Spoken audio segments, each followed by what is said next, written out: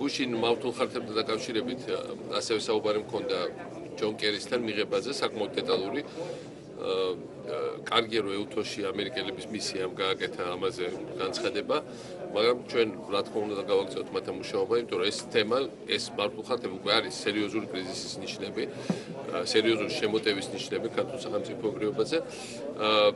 ასევე გუშინ პრეზიდენტ ობამასთან ხანმოკლე ძალიან თბილი ასთან ესეთი რაღაც საუბარი მქონდა და ასევე თხოვე რომ ყურადღება არ მოადუნონ, იმიტომ რომ მნიშვნელოვანია რომ ამ მაღალ დონეზე ეს ყურადღება იყოს.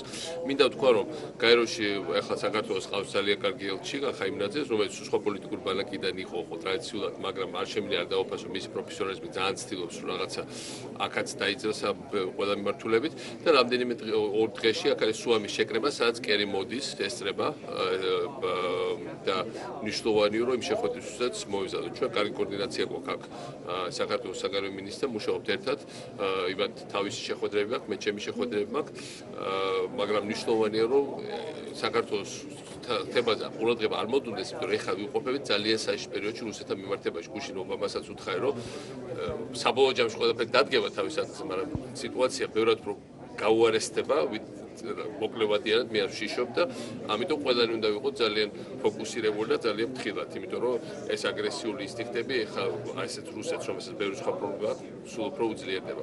მე ამ თემაზე ვამზადებ ჩემ ძალიან ვრცელ გამოსვლას დეტალურ ხვალისთვის. ჩემი გამოსვლის ტექსტი წინასწარ ეკრება საგარეო სამინისტროს და მივიღებ მათგან ყველანაირ რეკომენდაციებს ასევე და გახსნილება შენიშვნებისთვის.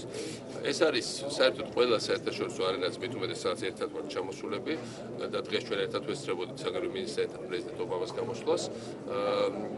საჭიროა კარგი კოორდინაცია, კარგი სამუშაო ურთიერთობა და კონტაქტი.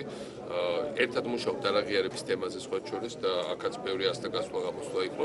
ასე რომ საგარეო სამინისტროში ჩამოყალიბდა ტრადიცია რომ მიუხედავად პოლიტიკური ყრევებისა, იქ არის სახელმწიფო აპარატი, რომელიც პრინციპში არის ჯანსაღი. და ამიტომ ვინც არ უნდა იყოს მომავალში პრეზიდენტი და რა თქმა უნდა მე შევადას ვასრულებ, ჩვენ ყველამ უნდა ვიმუშაოთ ერთად, იმიტომ რომ საქმე ეხება საქართველოს გრძელვადიან ინტერესებს და აქ გადახრები, გადმოხრები, გაცხადები შეიძლება კეთდებოდეს ძალიან ჩემთვის უსიამოვნებს, მაგრამ გამოსავალი არ მაინც ერთად ვიმუშაოთ და ასე რომ ამ ხრივ აქ ნიუ-იორკში ჩვენ პრობლემა არ აქვს არც ელჩთან, კიდევ ერთხელ ვიმეორებ და არც საგარეო საქმეთა მინისტრთან, პრინციპში ძირითად საკითხებში ჩვენ გვაქვს სრული კოორდინაცია.